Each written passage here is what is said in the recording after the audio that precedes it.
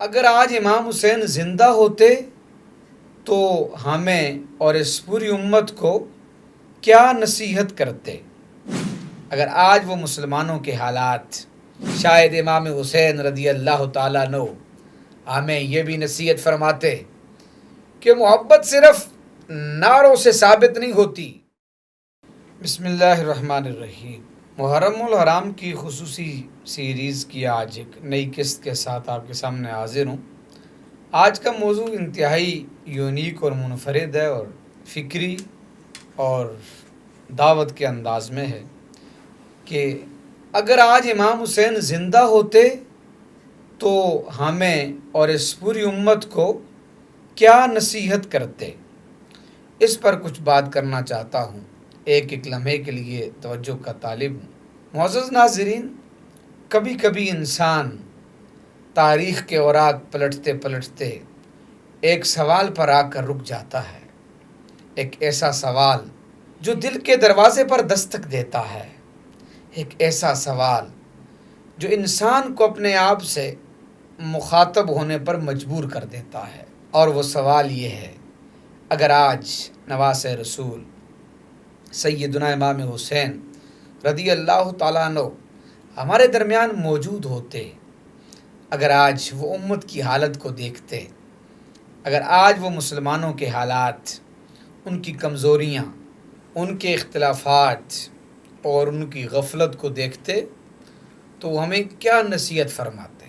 محترم سامعین، یقیناً ہم امام حسین رضی اللہ تعالیٰ عنہ کی طرف اپنی طرف سے کوئی بات منسوب نہیں کر سکتے، لیکن ان کی مبارک زندگی، ان کے کردار اور ان کے نانا جان رسول اللہ صلی اللہ علیہ وسلم کی سنت سے ان کے گہرے تعلق کو دیکھ کر اتنا ضرور کہہ سکتے ہیں کہ ان کی دعوت وہی دعوت ہوتی جو قرآن اور سنت کی دعوت ہے۔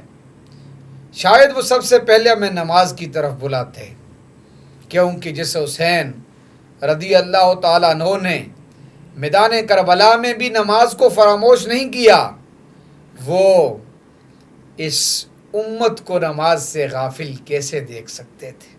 شاید وہ ہمیں قرآن کریم سے تعلق مضبوط کرنے کی نصیحت فرماتے، کیونکہ اہل بیت اطہار کا گھرانہ قرآن کے نور سے منور گھرانہ تھا۔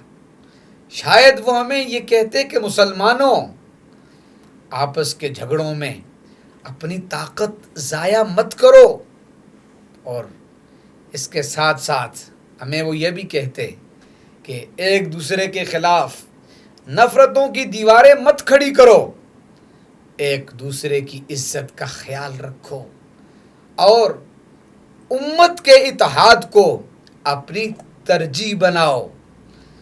محترم ناظرین، شاید امام حسین رضی اللہ تعالیٰ عنہ ہمیں یہ بھی نصیحت فرماتے کہ محبت صرف نعروں سے ثابت نہیں ہوتی، محبت عمل سے ثابت ہوتی ہے۔ اگر تم مجھے چاہتے ہو تو میرے نانا جان رسول اللہ صلی اللہ علیہ وسلم کی سنت کو اپنی زندگی میں زندہ کرو۔ اگر تم مجھے چاہتے ہو تو نمازوں کی حفاظت کرو۔ اگر تم مجھے چاہتے ہو تو والدین کے حقوق ادا کرو۔ اگر تم مجھے چاہتے ہو تو اپنے اخلاق کو بہتر بناؤ۔ اگر تم مجھے چاہتے ہو تو قرآن کو اپنا ساتھی بناؤ، اور اگر تم مجھے چاہتے ہو تو امت میں نفرت نہیں، محبت پھیلاؤ۔ مزید کچھ آگے بڑھ کے عرض کرنا چاہتا ہوں، محترم سامعین، آج امت کا سب سے بڑا مسئلہ دشمنوں کی طاقت نہیں بلکہ ہماری اپنی کمزوریاں ہیں۔ ہم نے قرآن سے تعلق کمزور کر لیا، ہم نے سنت کو زندگی سے دور کر دیا، ہم نے اخلاق کو فراموش کر دیا، اور ہم نے محبتوں کو اختلافات کی نظر کر دیا۔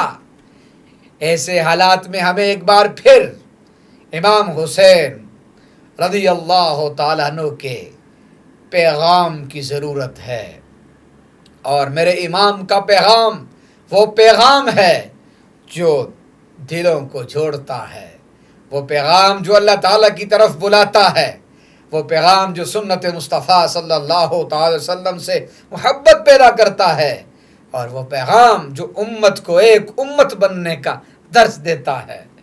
محترم ناظرین، اپنی گفتگو کو اختتام کی طرف لے کر جاتے ہوئے عرض کرنا چاہتا ہوں، آج اگر واقعی ہم سیدنا امام حسین رضی اللہ تعالیٰ عنہ سے محبت کا دعویٰ کرتے ہیں تو آئیے میں بھی اور آپ بھی ہم سب اپنے آپ سے ایک سوال کریں، کیا ہماری زندگی میں نماز ہے؟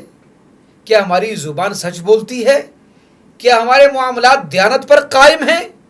کیا ہمارے گھروں میں قرآن کی آواز گونجتی ہے؟ کیا ہمارے دل صحابہ کرام اور اہل بیت اطہار رضی اللہ عنہم کی محبت سے آباد ہیں؟ دوستو، صاحبو، اگر جواب ہاں میں ہے تو یہ محبت حسین کا راستہ ہے، اور اگر جواب نہیں میں ہے تو یاد رکھو محرم ہمیں اپنے آپ کو بدلنے کی دعوت دے رہا ہے۔